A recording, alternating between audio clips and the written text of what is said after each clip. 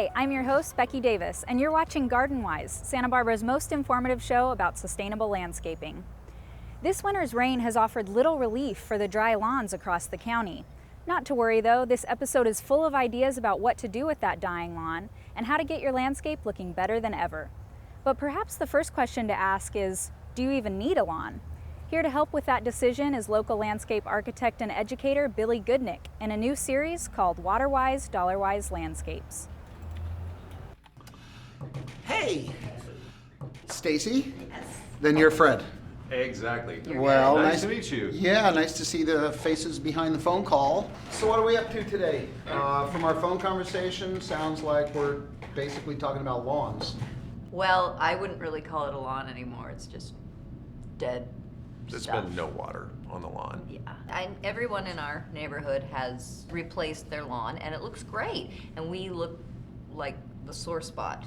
He thinks it's going to rain again, and it will. It will rain again. We got, what, 1/10 of an inch last month. I mean... But not enough to establish a lawn, and who knows, it's just not consistent enough for us to maintain this big lawn. So, yes, I'm guessing it's going to rain again. But it's good to keep in mind that we live in a climate where even when we have what we used to call normal rainfall, it's still not enough to keep a lawn pretty throughout the year. We get winter rains, we have dry, hot summers, so the irrigation has to come on, and we got to make sure we're using the water wisely. Well, look at it this way. I mean, we have to make little sacrifices, I'll give you, but where are the kids going to play?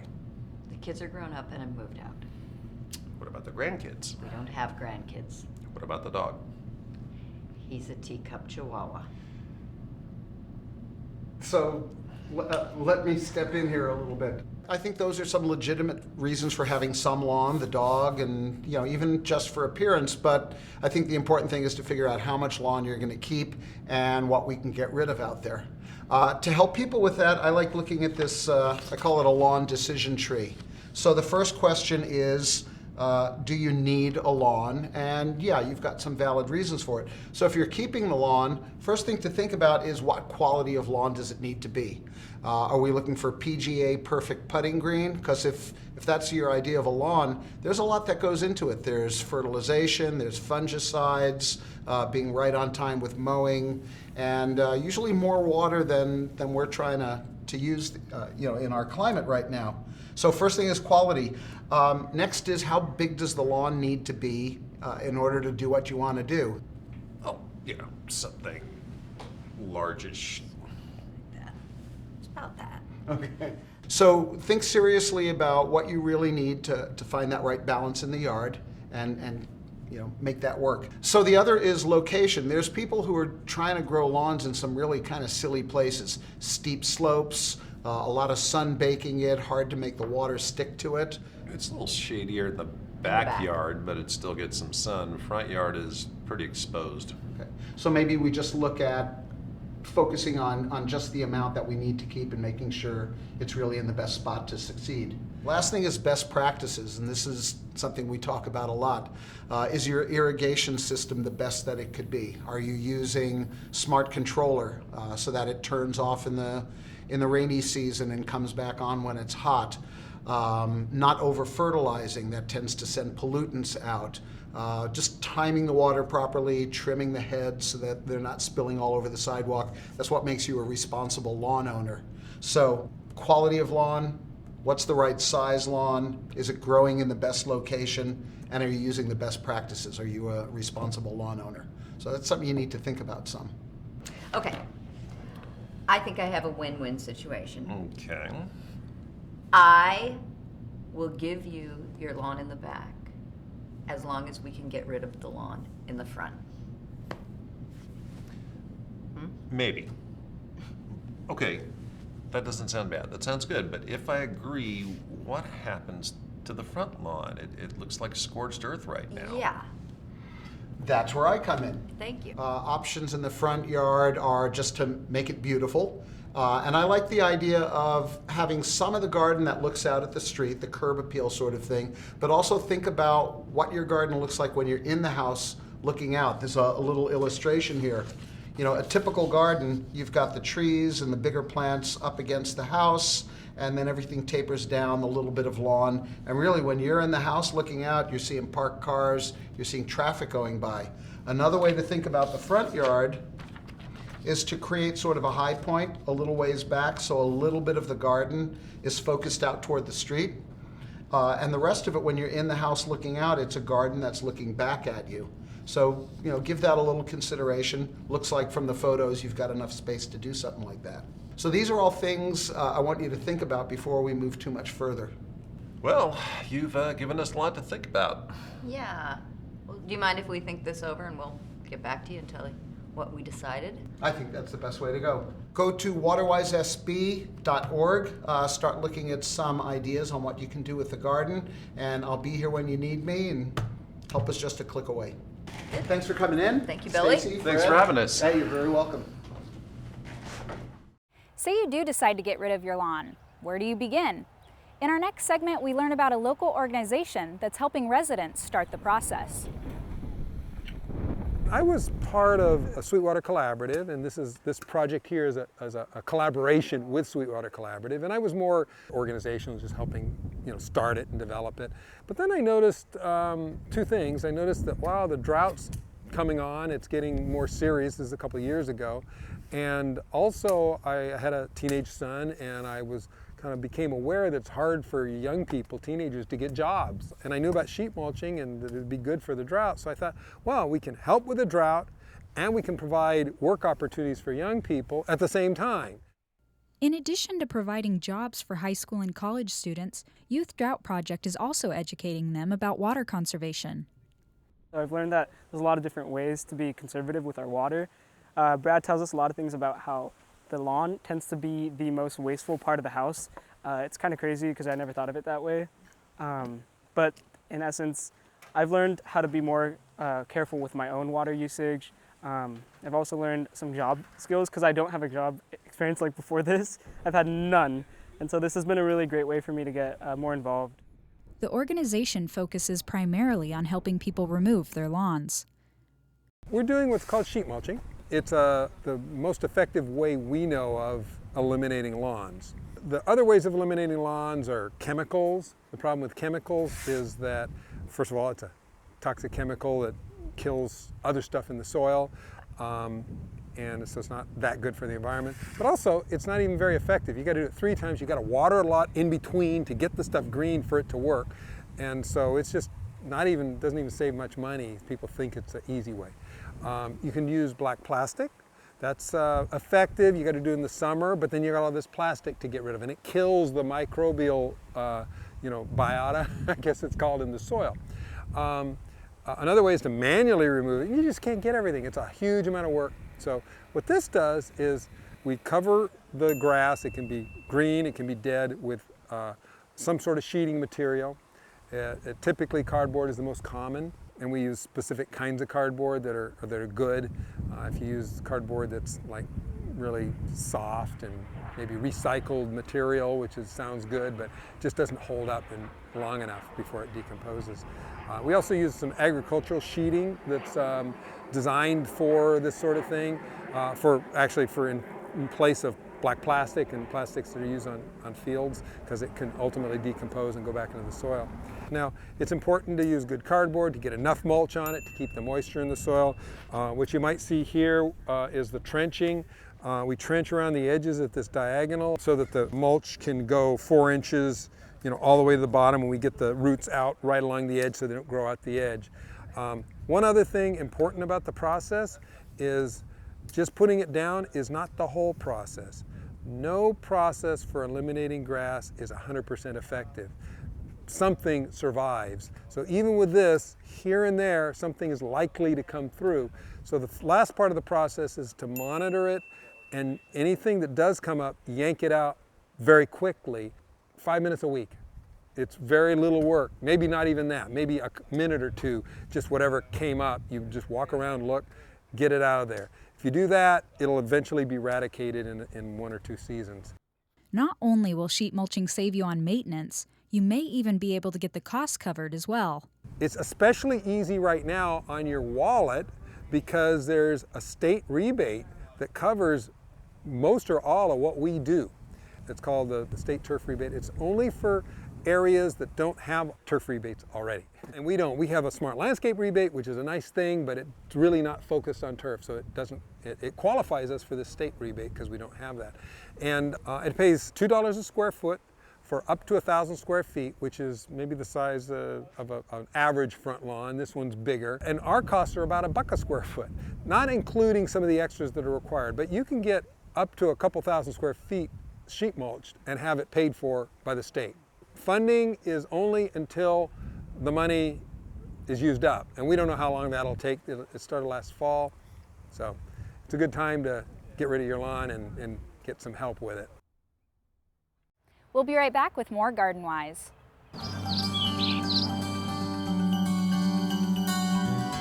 I added mulch to my trees and plants. I put in a laundry to landscape gray water system to irrigate my fruit trees. I removed my lawn and planted water-wise native plants and installed drip irrigation. I stopped watering my lawn. Do your part by saving water in your garden. Get a free water checkup from your water provider. Keep saving water, Santa Barbara County. Meet the most fascinating man in the world. When droughts happen, water experts go to him for water-saving actions. His front lawn requires no water because he replaced it with water-wise plants. He only works 2 days a week, and so do his sprinklers.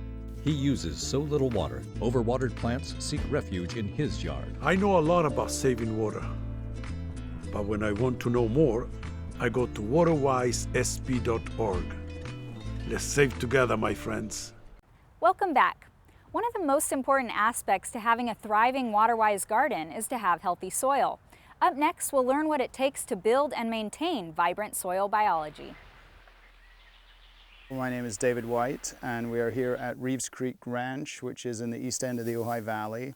And I run a non-profit organization out of here called the Center for Regenerative Agriculture. And particularly, we teach about soil food web, and we're going to learn a little bit about the soil food web and how that affects plant health today.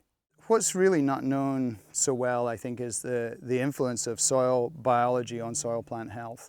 And plants take in carbon dioxide from the air and they release it as sugars into the soil in the root zone, in the rhizosphere, right around the roots. And that feeds and attracts and feeds biology that bring things to the roots. And that's how plants are fed, because they feed the biology in the soil. So if you don't have the biology in the soil for those plants to feed, then you're not going to have such healthy plants.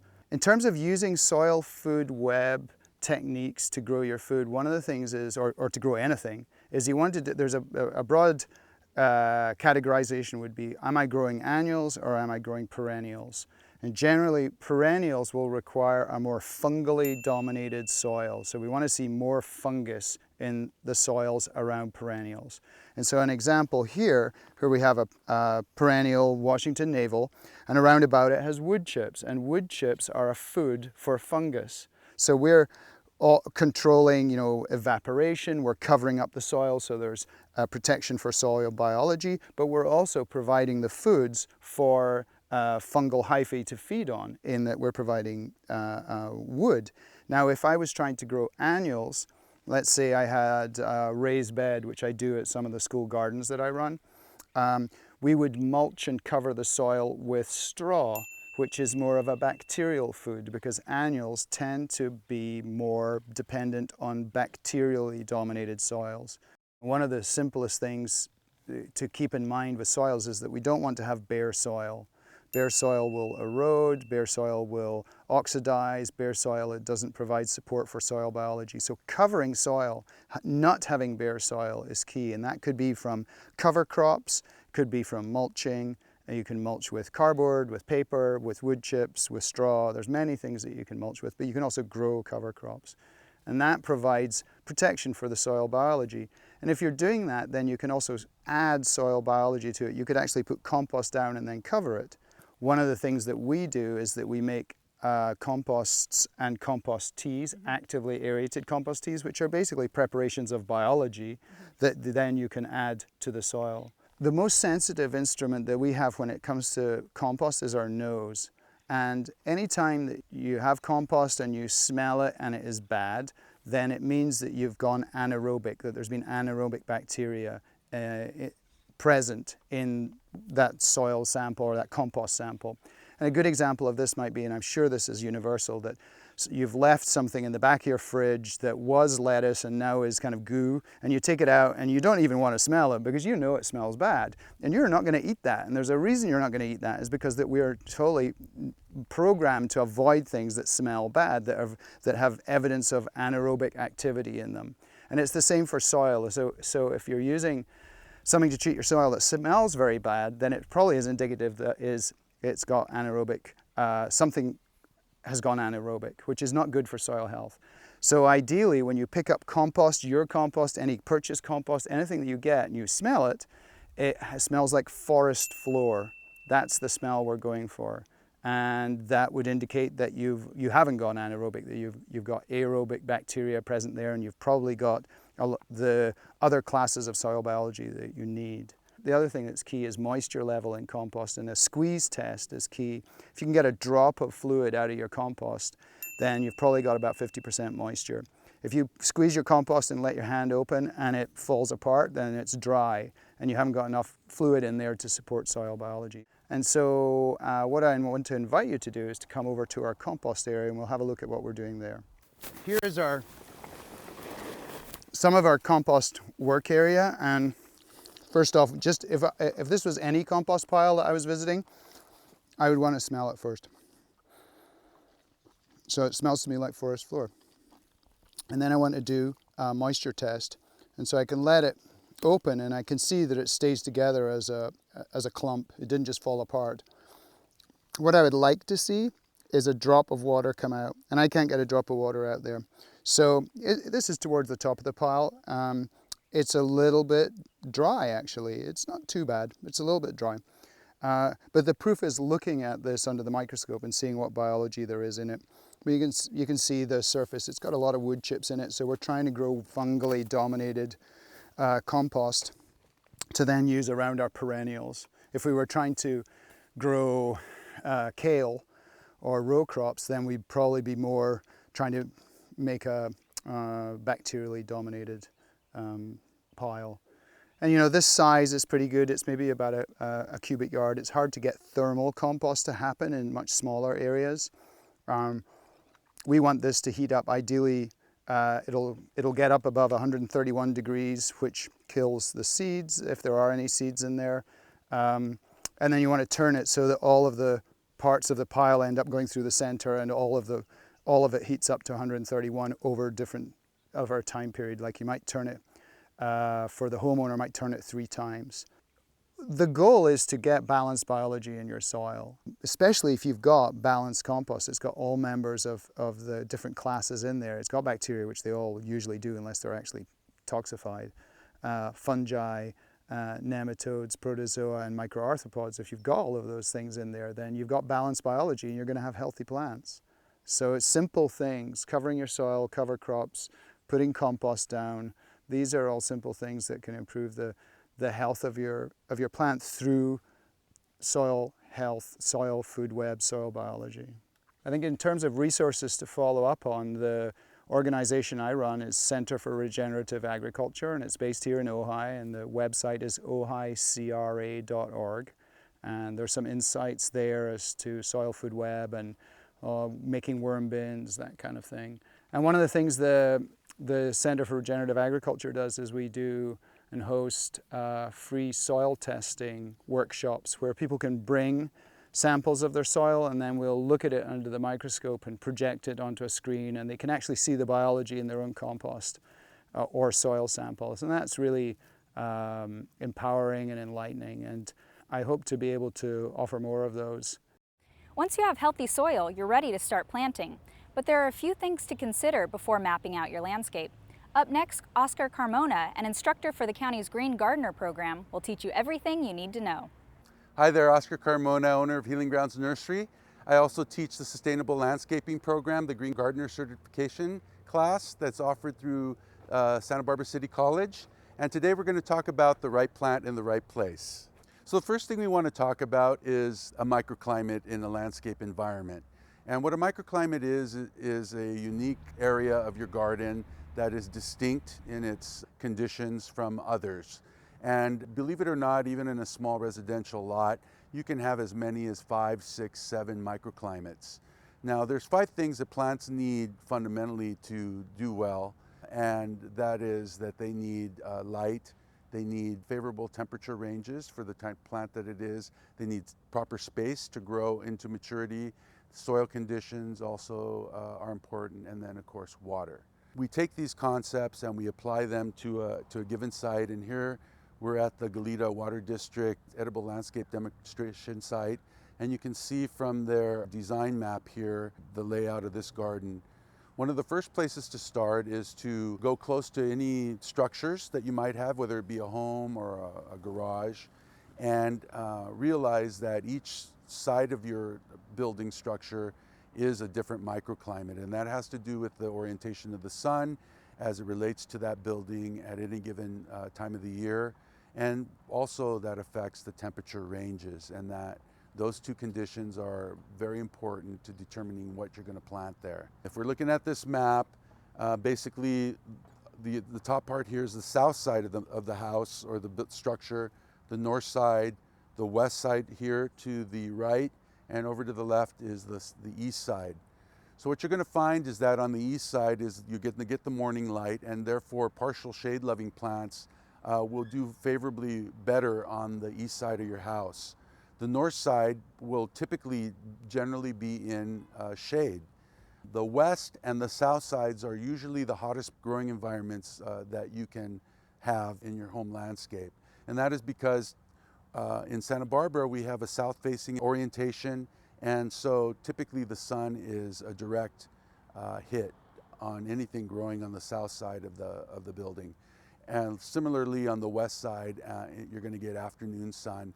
As we move away from the house, this happens to be a relatively flat landscape, but you could typically have maybe a slope here. That would be another microclimate.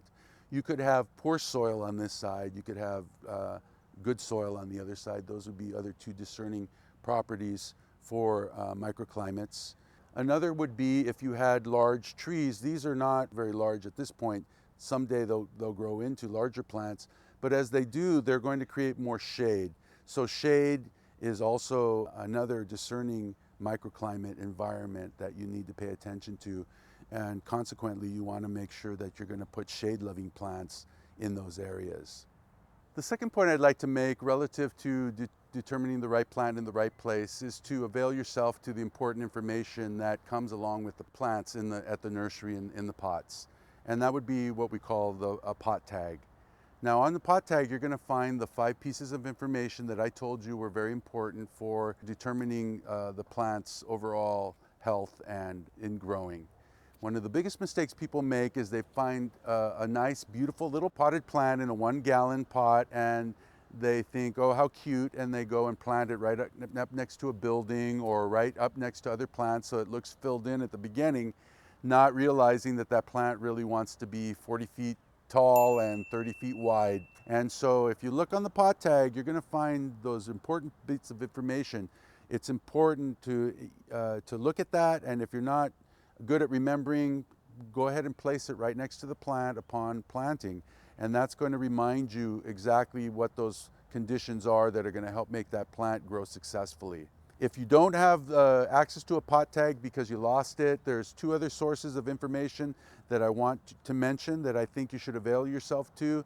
The second is called the Western Garden book, and it's a wonderful book with lots of really great pictures and not necessarily a lot of wording, but it's got the important pieces of information, again, as I said, that you're going to need to help that plant grow to a healthy, mature plant. And the third thing, which is really a great resource in our community, is the WaterWise SB website. It has a Spanish translation if you want your landscaper, perhaps a Spanish-speaking landscaper, to reference it. There's information in Spanish. And it's got not only plants and their conditions, but there's a wide selection, an amazing selection of plants for just about any microclimate environment that you can find in your home or landscape environment. The third point I'd like to make about water management is that you need to understand that plants access water that's available in the root zone. That's where the roots are growing, and for the vast majority of plants, whether they be shrubs, trees, or smaller plantings, that root zone is typically about 24 inches. For lawns, it's about 8 inches. And so basically you want to verify that the water is saturating that root zone. And once it does, then any water beyond that, watering beyond that point, is basically wasted water. And one of the ways that you can determine how the water is leaching through that root zone is with a soil probe, and I have one here. And simply enough, you can insert the soil probe down into and around the plants into the root zone. Give it a little twist here, and this is a well-hydrated garden site. You can pull it up, and you can basically see here that the darker area, this is the top, is much more moist, and it dries out as you get down, but there's still some moisture here. With this kind of indicator, we know that the irrigation system is probably doing a good job of watering. Make sure that the time allotment for that cycle is no more than it takes for the water to pass through into the root zone. Again, no more than 24 inches. So once you determine the microclimates in your home environment, landscape environment, or work environment, and you've thought a little bit about the options that are at your disposal for planting in those environments, it's time to put those two things together to create the right plant in the right place. Being able to do so is going to enable you to enjoy your plants through maturity in all their natural beauty, but I think more importantly, it's going to provide you with less disease problems and pest problems, because the fundamental thing to know is for the right plant in the right place is that they're less susceptible to disease and pests. For more information about the Green Gardener program or to sign up, visit greengardener.org.